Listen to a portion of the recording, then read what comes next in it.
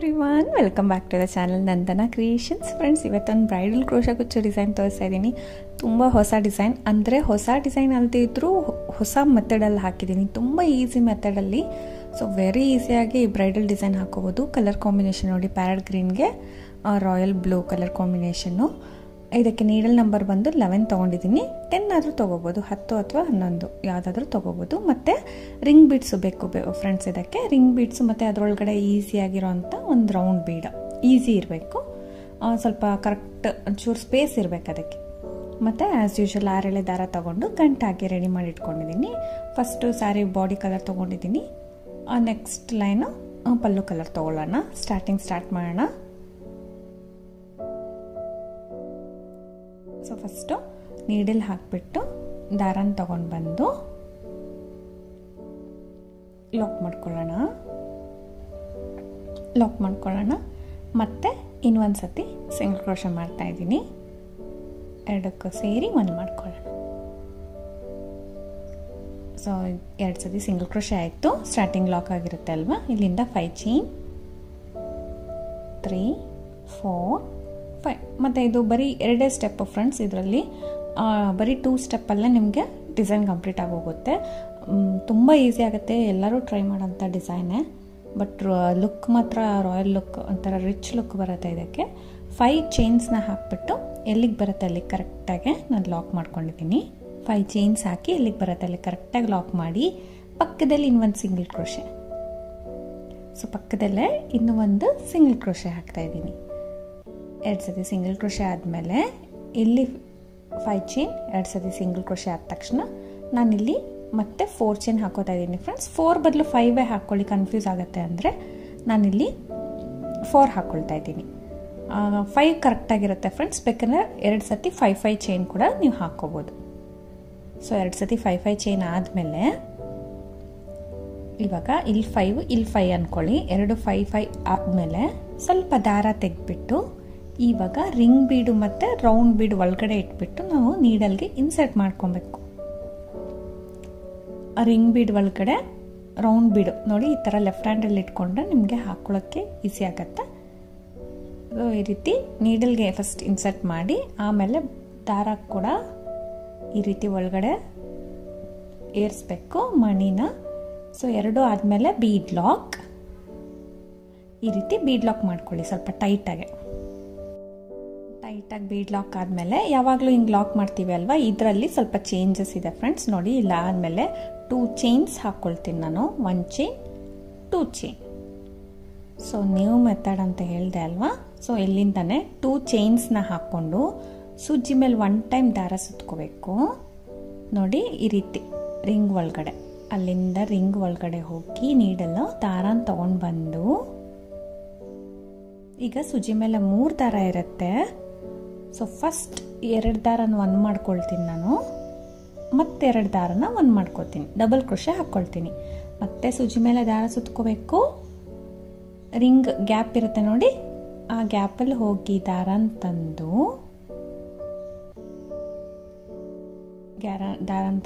ಎರಡರಲ್ಲಿ 1 ಮತ್ತೆರಡರಲ್ಲಿ 1 ಮಾಡ್ತೀನಿ. ಸೊ ಇಲ್ಲಿ 2 ಕಂಬ ಆಯಿತು. ಮತ್ತೆ ಇವಾಗ ಸೂಜಿ ಮೇಲೆ ದಾರ ಸುತ್ಕೊಂಡು ಗ್ಯಾಪಲ್ಲಿ ಹೋಗಿ ದಾರನ ತಂದು 3 ದಾರ ಇರುತ್ತಲ್ವಾ, 2ರಲ್ಲಿ 1 2ರಲ್ಲಿ 1 ಈ ರೀತಿ ಡಬಲ್ ಕ್ರೋಶೆ ಮಾಡ್ಕೊಳ್ತಾ ಇದ್ದೀನಿ. ಸೊ ಇದೇ ರೀತಿ ನಾವು ಪೂರ್ತಿ ಕಂಬಗಳನ್ನ ಹಾಕ್ಕೊಂಡೋಗ್ಬೇಕು. ಈ ರಿಂಗ್ ಫುಲ್ ರಿಂಗ್ ಫಿಲ್ ಆಗೋ ಗಂಟ ಕಂಬಗಳು ಹಾಕ್ಕೊಂಡು ಹೋಗ್ತೇನೆ. ಸೊ ನೋಡಿ, ಬರೀ ಡಬಲ್ ಕ್ರೋಶೆ ಒಂದೇ ಲೆಂತಲ್ಲಿ ನಾವು ಸೂಜಿ ಮೇಲೆ 1 ಟೈಮ್ ದಾರ ಸುತ್ಕೋಬೇಕು, ಗ್ಯಾಪಲ್ಲಿ ಹೋಗಿ ದಾರ ತಂದು 2ರಲ್ಲಿ 1 2ರಲ್ಲಿ 1 ಈ ರೀತಿ ಕಂಬನ ಮಾಡ್ಕೋಬೇಕು. ನೋಡಿ, ಸೀರೆನ ಆ ರೀತಿ ಇಟ್ಕೊಂಡು ಲೆಫ್ಟ್ ಹ್ಯಾಂಡಲ್ಲಿ, ಸೊ ರಿಂಗ್ ನಾವು ಯಾವ ಕಡೆ ತಿರುಗಿಸ್ಕೊಳ್ತಾ ಇರ್ತೀವೋ ಆ ಕಡೆ ಅದು ಟರ್ನ್ ಆಗುತ್ತೆ ಈಸಿಯಾಗಿ.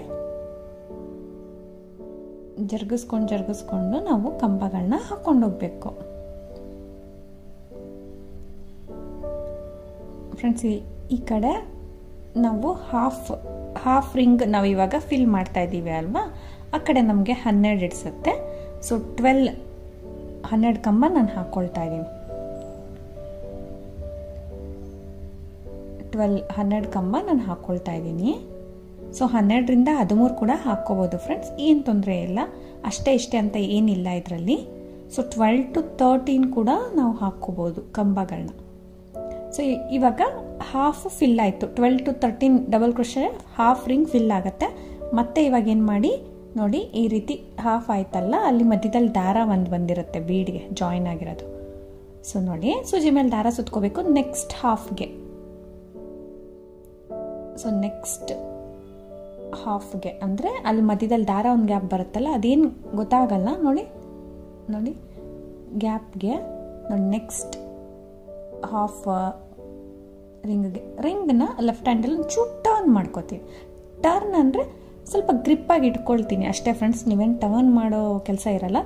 ಜಸ್ಟ್ ಹಿಂಗೆ ನೋಡಿ, ಈ ರೀತಿ ಇಟ್ಕೋಬೇಕಷ್ಟೆ.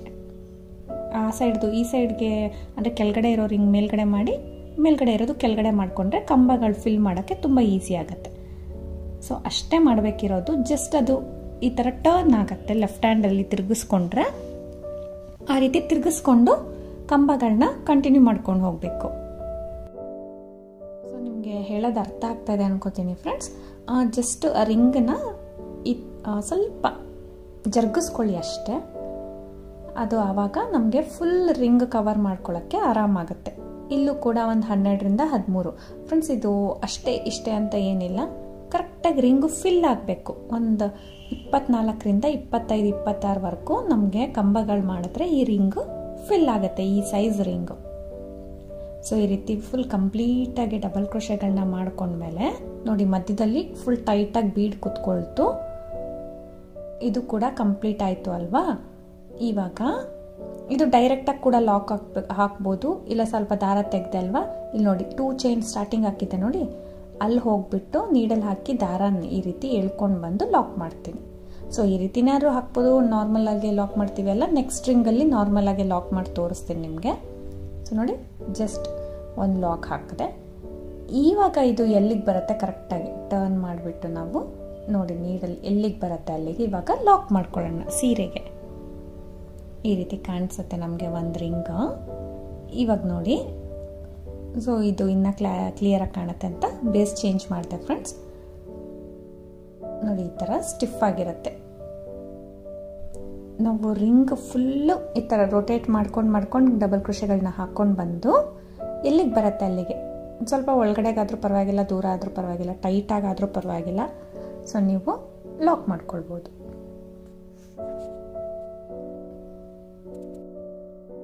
ಒಂದು ಸಿಂಗಲ್ ಕ್ರೋಶೆ ಮಾಡಿ ಲಾಕ್ ಆಗುತ್ತೆ. ಸೊ ಈ ರೀತಿ ಕಾಣಿಸುತ್ತೆ. ಅಲ್ಲಿ 5 ಚೈನ್, ಅಲ್ಲಿ ಕೂಡ 5 ಚೈನೇ ಹಾಕ್ಕೊಳ್ಳಿ ಫ್ರೆಂಡ್ಸ್. ಸೆಕೆಂಡ್ ಟೈಮು ಆ 5 ಚೈನ್ ಕವರ್ ಆಗುತ್ತೆ ನೋಡಿ. ಸೊ ಅದು ಅಲ್ಲಿಂದ ನಾನು ಇಲ್ಲಿಂದ ಬರೀ 3 ಚೈನ್ಸ್ನ ಹಾಕ್ಕೊಳ್ತೀನಿ. ಒಂದು 3 ಚೈನ್ಸ್ನ ಹಾಕ್ಕೊಂಡು ಎಲ್ಲಿಗೆ ಬರುತ್ತೆ ಅಲ್ಲಿಗೆ ಲಾಕ್ ಮಾಡ್ತೀನಿ. ಏನಕ್ಕೆ ಅಂದರೆ, ಸೊ ಆ ಸೈಡ್ ನಾವು 5 ಚೈನ್ ಏನು ಹಾಕಿದ್ದೀವಿ ರಿಂಗ್ ಪಕ್ಕ, ಸೊ ಅದು ನಮಗೆ ಸ್ವಲ್ಪ ಕಾಣಿಸ್ತಾ ಇರುತ್ತೆ. ಒಂದು ಸ್ವಲ್ಪ ರಿಂಗ್ ಕವರ್ ಆಗಿರುತ್ತೆ, ಒಂದು ಸ್ವಲ್ಪ ಕಾಣಿಸ್ತಾ ಇರುತ್ತೆ. ಸೊ ಅದಕ್ಕೋಸ್ಕರ ನಾವು 3 ಚೈನ್ ಈ ಸೈಡ್ ಹಾಕ್ಕೊಳ್ತಾ ಇದ್ದೀನಿ ಫ್ರೆಂಡ್ಸ್. ಬೇಕಂದರೆ ನೀವು ನಮ್ಮ ರೈಟ್ ಸೈಡು 5 ಚೈನ್ನ ಹಾಕ್ಕೊಂಡಿದ್ದೀವಿ ಅಲ್ಲ, ಆ 5 ಚೈನ್ ಹಾಕ್ಕೋಬೋದು. ನಾನು 4 ಚೈನ್ ತೋರಿಸ್ದೆ. ಸೊ ಇನ್ನೊಂದು ಸತಿ ಇಲ್ಲಿ ಸಿಂಗಲ್ ಕ್ರೋಶೆ ಮಾಡ್ತಾ ಇದ್ದೀನಿ. ಇಲ್ಲಿ ಕೂಡ 5 ಚೈನ್,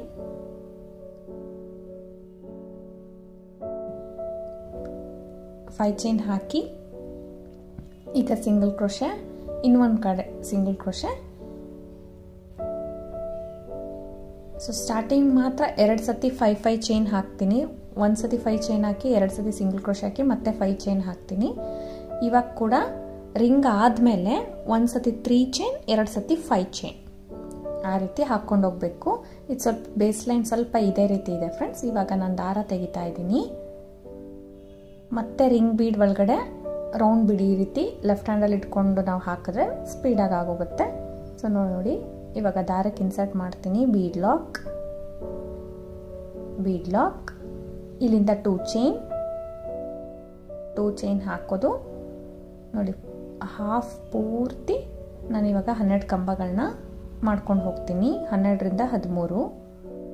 ಸೊ ನೋಡ್ಕೊಳ್ಳಿ ನಿಮಗೆ ಎಷ್ಟು ಇಡಿಸುತ್ತೆ ಕರೆಕ್ಟಾಗೆ. ಸೊ ಈ ರೀತಿ ಡಬಲ್ ಕ್ರೋಶೆಗಳನ್ನ ಮಾಡ್ಕೊಂಡು ಹೋಗೋದು. ಫುಲ್ ಹಾಫ್ ಮಾಡ್ತೀನಿ. ಸೊ ನೋಡಿ ಫ್ರೆಂಡ್ಸ್, ಇಲ್ಲಿ ಹಾಫ್ ಮಾಡ್ಕೊಂಡಿದ್ದೀನಿ. ಮತ್ತೆ ಸೂಜಿ ಮೇಲೆ ದಾರ ಸುತ್ತಕೊಂಡು ಇನ್ ಹಾಫ್ ನೋಡಿ ಈ ಥರ ರೊಟೇಟ್ ಮಾಡ್ಕೊತೀನಿ. ಜಸ್ಟ್ ಈ ಥರ ಅಡ್ಜಸ್ಟ್ ಮಾಡ್ಕೊಳ್ತೀನಿ. ನನಗೆ ಆ ಕಡೆ ಬೇಕಲ್ಲ ನಮಗೆ ಗ್ಯಾಪು, ಕಂಬಗಳನ್ನ ಫಿಲ್ ಮಾಡೋಕ್ಕೋಸ್ಕರ ಆ ರೀತಿ ಸ್ವಲ್ಪ ಜರುಗಿಸ್ಕೊಂಡು ನೋಡಿ, ಈ ರೀತಿ ಜರುಗಿಸ್ಕೊಂಡು ಅದೇನು ಕಷ್ಟ ಆಗಲ್ಲ ಫ್ರೆಂಡ್ಸ್, ಟೈಟಾಗಿ ಏನಿರಲ್ಲ ನಿಮಗೆ, ಈಸಿಯಾಗಿ ಅದು ರೊಟೇಟ್ ಆಗುತ್ತೆ. ಫುಲ್ ಹಾಕ್ಕೊಳ್ತೀನಿ. ಈ ಥರ ಫುಲ್ ಹಾಕಿದ್ಮೇಲೆ ಇವಾಗ ನಾರ್ಮಲ್ ಲಾಕ್ ಮಾಡ್ತೀನಿ. ನೋಡಿ ಸ್ಟಾರ್ಟಿಂಗ್ ಒಂಥರ ಡಿಫ್ರೆಂಟಾಗಿ ತೋರಿಸ್ದೆ. ಈ ರೀತಿ 2 ಚೈನ್ಸ್ದು ಗ್ಯಾಪ್ ಇರುತ್ತೆ ಅಲ್ವಾ, ಸ್ಟಾರ್ಟಿಂಗ್ 2 ಚೈನ್ಸ್ ಹಾಕಿದ್ದು ಅದ್ರ ಒಳಗಡೆ ನೀಡಲ್ ಹಾಕಿ ದಾರನ ತೊಗೊಂಡು ಬಂದು 2 ಸೇರಿ 1 ಮಾಡ್ತೀನಿ. 2 ದಾರ ಸೇರಿ ಇವಾಗ ಲಾಕ್ ಮಾಡೋದು. ಆ ರೀತಿ ಹಾಕಿದ್ರೂ ಪರವಾಗಿಲ್ಲ, ಈ ರೀತಿ ಹಾಕಿದ್ರೂ ಪರವಾಗಿಲ್ಲ. ಸೊ ಹೆಂಗಿದ್ರು ಒಂದೇ ಥರ ಕಾಣಿಸುತ್ತೆ.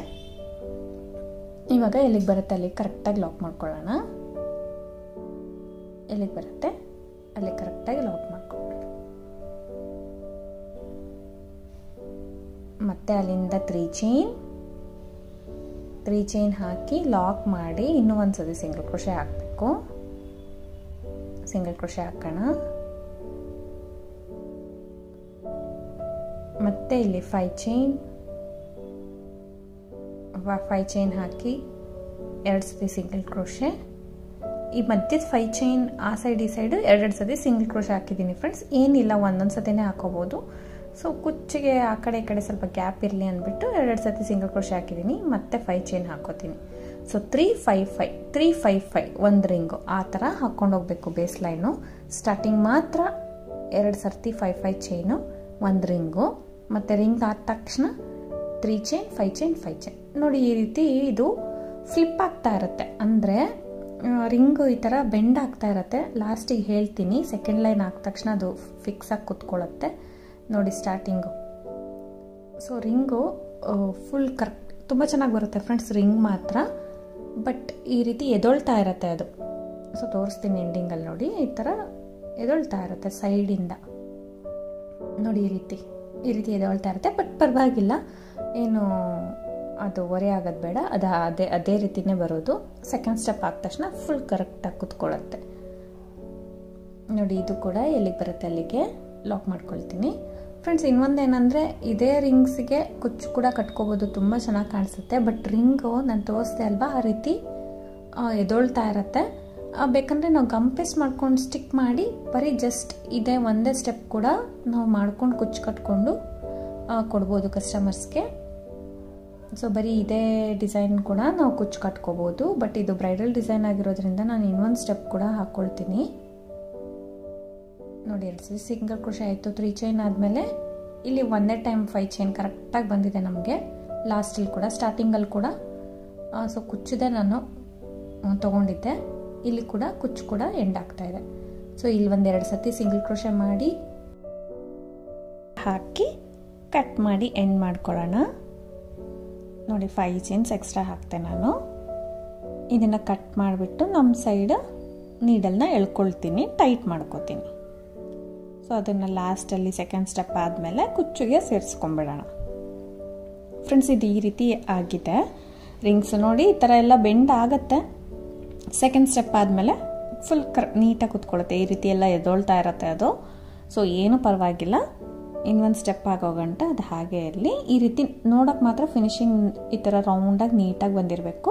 ಡಬಲ್ ಕ್ರೋಶೆ ಒಂದೇ ಲೆಂತಲ್ಲ, ಆದಷ್ಟು ಹಾಗಾಗಿ ಟ್ರೈ ಮಾಡಿ ಫ್ರೆಂಡ್ಸ್. ಇವಾಗ ಪಲ್ಲು ಕಲರ್ ದಾರ ತೊಗೊಂಡಿದ್ದೀನಿ. ಇದು 6 ಎಳೆನ ತೊಗೊಂಡಿದ್ದೀನಿ. ಬೇಕಂದರೆ 7 ಸ್ಟ್ಯಾಂಡ್ಸ್ ಆಫ್ ಸಿಲ್ಕ್ ಥ್ರೆಡ್ ಕೂಡ ತೊಗೋಬೋದು, ಅಂದರೆ 7 ಎಳೆಗಳು ಕೂಡ ತೊಗೋಬೋದು. ಸ್ಟಾರ್ಟಿಂಗ್ ಸಿಂಗಲ್ ಕ್ರೋಶೆ ಮಾಡ್ಕೊಳ್ಳೋಣ. ಲಾಕ್ ಆದಮೇಲೆ ಈ 5 ಚೈನ್ ಒಳಗಡೆ ಒಂದು ಸತಿ ಕೂಡ ಲಾಕ್ ಮಾಡ್ಕೊಳ್ತೀನಿ. 2 ದಾರ ಸೇರಿ 1 ಮಾಡ್ಕೊಳ್ತೀನಿ. ಆಮೇಲೆ 5 ಚೈನ್ ಇರೋ ಕಡೆ 5 ಚೈನ್ ಹಾಕೋಣ. ಅದು ಕುಚ್ಚು ಕಟ್ಕೊಳ್ಳೋಣ ಅಲ್ಲಿ. ಸೊ 5 ಚೈನ್ ಇರೋ ಕಡೆ 5 ಚೈನ್ ಹಾಕೋಣ. 4 5. ಸೊ ಆದಮೇಲೆ ಇಲ್ಲಿ ಸಿಂಗಲ್ ಕ್ರೋಶೆ ಇರುತ್ತೆ ಅಲ್ವಾ, ಅಲ್ಲಿ ಸಿಂಗಲ್ ಕ್ರೋಶೆಗೆ 1 ಸಿಂಗಲ್ ಕ್ರೋಶೆ ಮಾಡ್ತೀನಿ. 2 ಸಿಂಗಲ್ ಕ್ರೋಶೆ ಹಾಕಿದ್ದಲ್ವ, ನಾನಿಲ್ಲಿ 1 ಮಾಡ್ಕೊಳ್ತೀನಿ.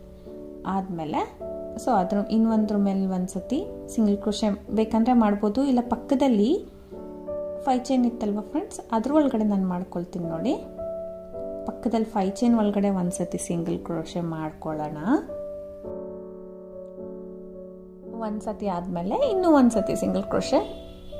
ನೆಸೆಸರಿ ಇಲ್ಲ ಫ್ರೆಂಡ್ಸ್, ಅಂದರೆ ಗ್ಯಾಪ್ ಅನಿಸಿದ್ರೆ ನಿಮ್ಗೆ ಮಾಡ್ಕೊಳ್ಳಿ, ಇಲ್ಲಾಂದರೆ ಬೇಡ, ಒಂದೇ ಟೈಮ್ ಸಾಕು ಸಿಂಗಲ್ ಕ್ರೋಶೆ.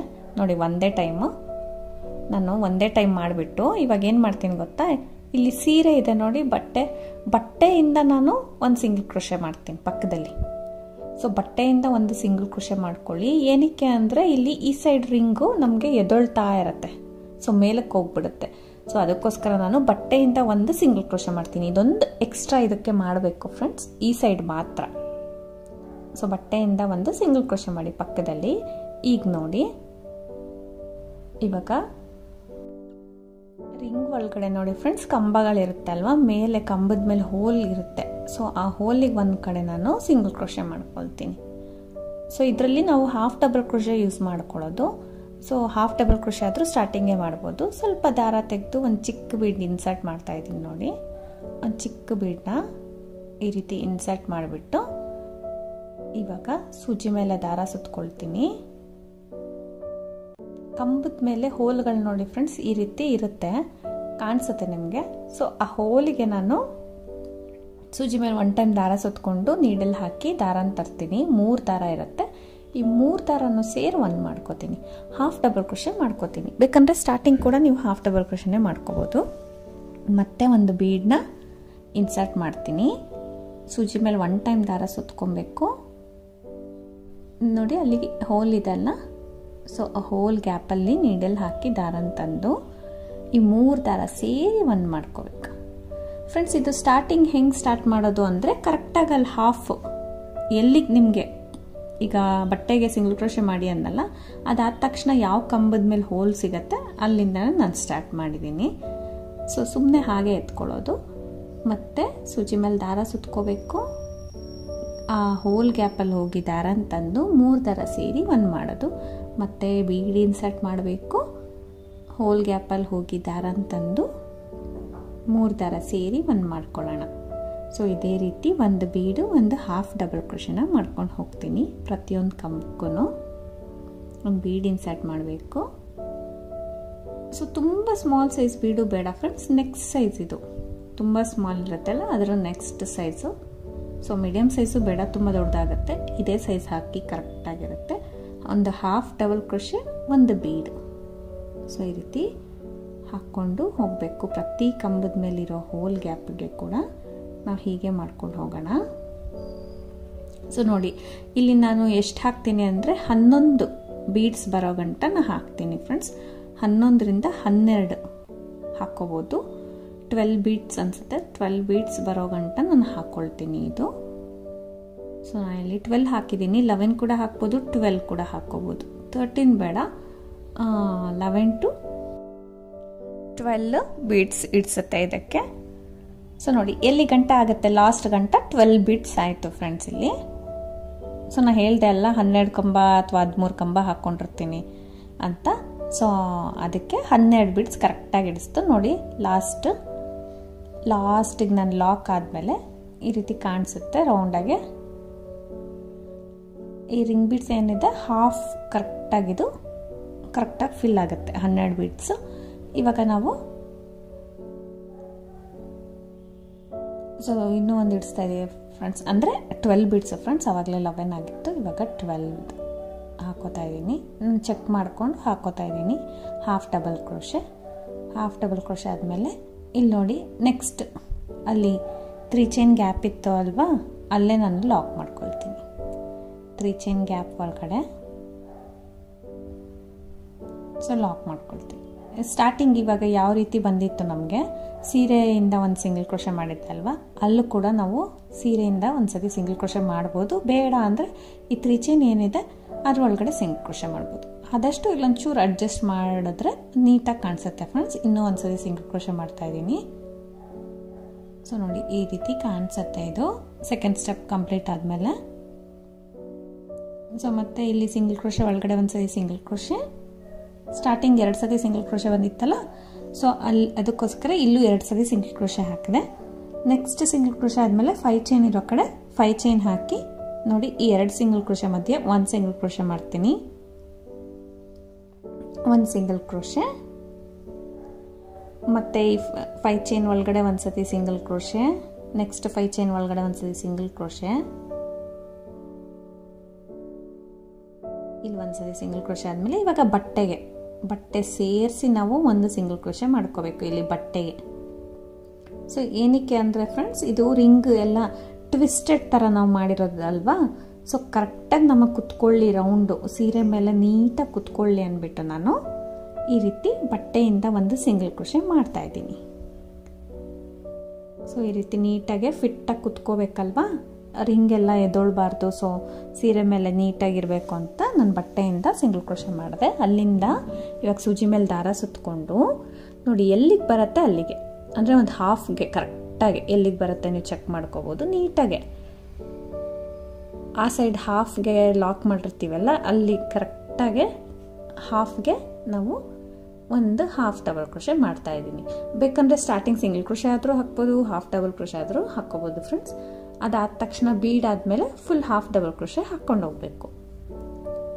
ಈಗ ಬೀಡ್ನ ಇನ್ಸರ್ಟ್ ಮಾಡಿ ಒಂದು ಸತಿಗೆ 2-3 ಬೀಡ್ಸ್ನ ತೊಗೊಳ್ಳಿ ನೀವು, ನಿಮ್ಗೆ ಈಸಿ ಆಗುತ್ತೆ. ನೆಕ್ಸ್ಟ್ ಕಂಬದ ಮೇಲಿರೋ ಹೋಲ್ ಗ್ಯಾಪಿಗೆ ಹೋಗಿ ದಾರ ತಂದು ಈ 3 ದಾರ ಸೇರಿ ಒಂದು ಮಾಡೋದು, ಒಂದು ಬೀಡ್ನ ಇನ್ಸರ್ಟ್ ಮಾಡೋದು, ಮತ್ತು ಸೂಜಿ ಮೇಲೆ ದಾರ ಸುತ್ಕೋಬೇಕು, half double crochet type needle ಹಾಕಿ ದಾರ ತಂದು 3 ದಾರ ಸೇರಿ ಒಂದು ಮಾಡೋದು, ಮತ್ತು ಬೀಡ್ನ ಇನ್ಸರ್ಟ್ ಮಾಡೋದು. ಈ ರೀತಿ 12 ಬೀಡ್ಸ್ನ ನಾವು ಮಾಡ್ಕೊಂಡು ಹೋಗಬೇಕಾಗತ್ತೆ.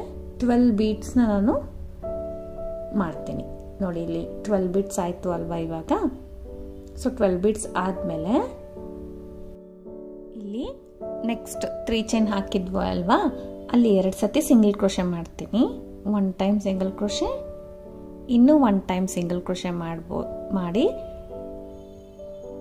ಸೊ ಅಲ್ಲಿಂದ ನಾವು 5 ಚೈನ್ಸ್ನ ಹಾಕ್ಕೊಂಡು ಹೋಗೋಣ. ಸೊ 2 ಟೈಮ್ ಸಿಂಗಲ್ ಕ್ರೋಶೆ ಆದ ತಕ್ಷಣ 5 ಚೈನ್ ಹಾಕ್ಕೊಂಡು ಹೋಗೋಣ. ಸೊ ನೋಡಿ ಸ್ಟಾರ್ಟಿಂಗು ಎಂಡಿಂಗು ಆದಷ್ಟು ಒಂದೇ ರೀತಿ ಇದ್ದರೆ ನೀಟಾಗೆ ಫಿನಿಶಿಂಗ್ ಕಾಣಿಸುತ್ತೆ.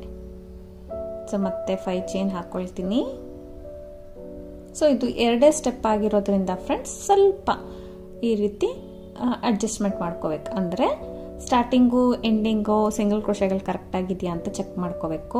ಬೇಸ್ ಲೈನಲ್ಲಿ ಅಷ್ಟೇ, ರಿಂಗ್ ಆದ ತಕ್ಷಣ 3 ಚೈನ್ 5 ಚೈನ್ 5 ಚೈನ್ ಈ ರೀತಿ ಬೇಸು ಸ್ವಲ್ಪ ಡಿಫ್ರೆಂಟ್ ಆಗಿರುತ್ತೆ ಬೇಸು.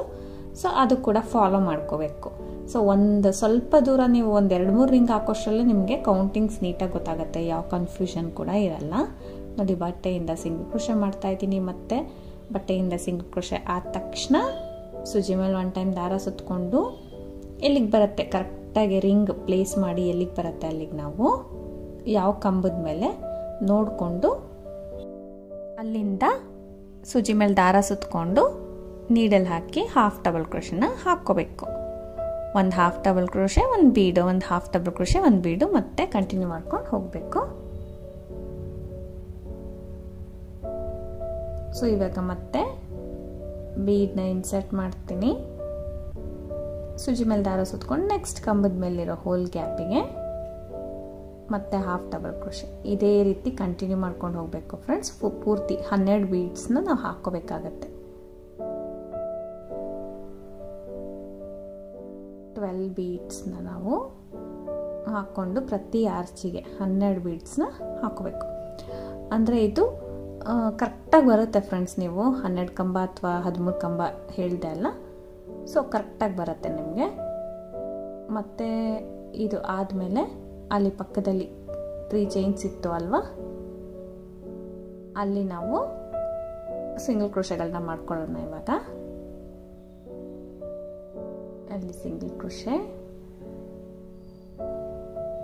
ಇನ್ನು 1 ಟೈಮ್ ಸಿಂಗಲ್ ಕ್ರೋಶೆ.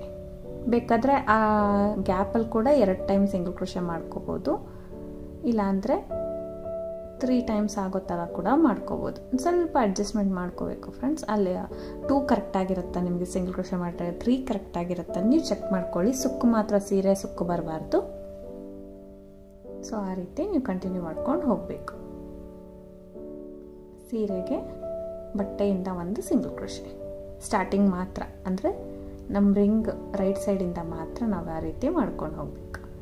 ಸೊ ಈ ರೀತಿ ಕಾಣಿಸ್ತಾ ಇದೆ ನೋಡಿ. ಸೊ ಈ ರೀತಿ ನೀಟಾಗೆ ನಾವು 12 ಬೀಡ್ಸ್ನ ಹಾಕ್ಕೊಂಡು ಮಾಡ್ಕೊಂಡು ಹೋಗೋಣ. ಸೊ ನೋಡಿ ಈ ರೀತಿ ಕಾಣಿಸ್ತಾ ಇದೆ. ಆದಷ್ಟು ಇದು ಏನು ಫ್ಲಿಪ್ ಆಗೋದಿಲ್ಲ, ಬೇಕಂದರೆ ಫ್ಲಿಪ್ ಹಾಕಿದ್ರೆ ನಿಮಗೆ ನಾನು ಗಮ್ ಕೂಡ ಇಲ್ಲಿ ಅಂಟಿಸ್ತೀನಿ. ಯಾಕಂದ್ರೆ ನೋಡಿ ಇಲ್ಲಿ ಗಮ್ ಪೇಸ್ಟ್ ಕೂಡ ಮಾಡ್ಬೋದು, ಇಲ್ಲ ಬೀಡ್ ಕೂಡ ಸ್ಟಿಚ್ ಮಾಡ್ಬೋದು. ನಾನು ತೋರಿಸ್ತೀನಿ ಫ್ರೆಂಡ್ಸ್, ನಾನು ಗಮ್ ಪೇಸ್ಟು ಮಾಡಿ ಬೀಡ್ ಕೂಡ ಸ್ಟಿಚ್ ಮಾಡಿದ್ದೀನಿ, ಅದನ್ನು ಕೂಡ ತೋರಿಸ್ತೀನಿ. ಇಲ್ಲ ಹಾಗೆ ಕೂಡ ಬಿಡ್ಬೋದು. ನೋಡಿ ಜಾಸ್ತಿ ಏನು ಫ್ಲಿಪ್ ಆಗಲ್ಲ, ಇದು ಹಾಗೆ ಕೂಡ ಬಿಟ್ಕೋಬೋದು. ಇಲ್ಲ ಒಂದು ಚಿಕ್ಕ ಪಾಯಿಂಟಲ್ಲಿ ಗಮ್ ಹಾಕಿ ಕೂಡ ಪ್ರೆಸ್ ಮಾಡಿ ಇಟ್ಕೋಬೋದು, ಅದು ಫುಲ್ ಫಿಟ್ಟಾಗಿ ನೀಟಾಗೆ ಕಾಣಿಸುತ್ತೆ. ಸೊ ಇಲ್ಲೇನು 5 ಚೈನ್ ಇದೆ ನಮಗೆ, ಅಲ್ಲಿ ನಮಗೆ ಕುಚ್ಚು ಬರುತ್ತೆ. ಸ್ವಲ್ಪ ಅಡ್ಜಸ್ಟ್ ಮಾಡಿ ನೀಟಾಗೆ ಕಾಣಿಸುತ್ತೆ ಇದು.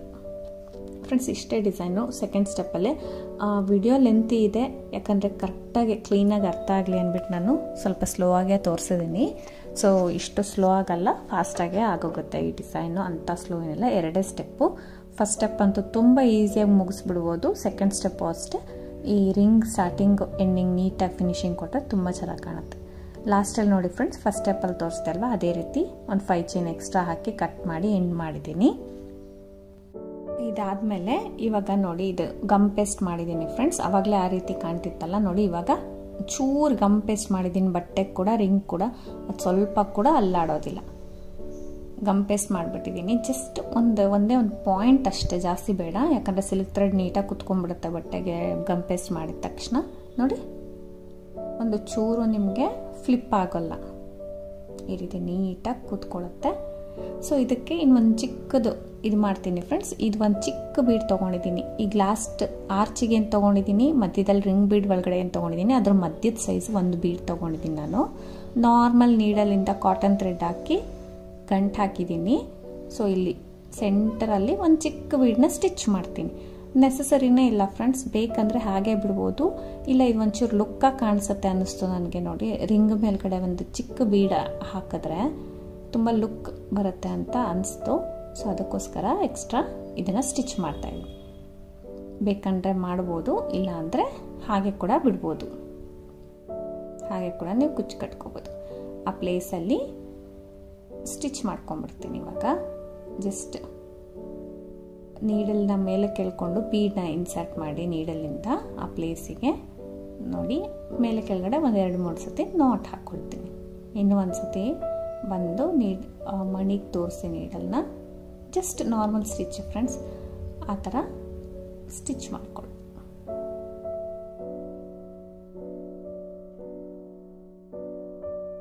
ಆರಾಮ್ಸಾಗೆ ರಿಂಕಲ್ಸ್ ಬರ್ತಿರೋ ಥರ ಸ್ಟಿಚ್ ಮಾಡ್ಕೊಳ್ಳೋಣ. ಇಲ್ಲಿ ಇನ್ನೊಂದು 2-3 ನಾಟ್ ಹಾಕ್ಕೊಂಡು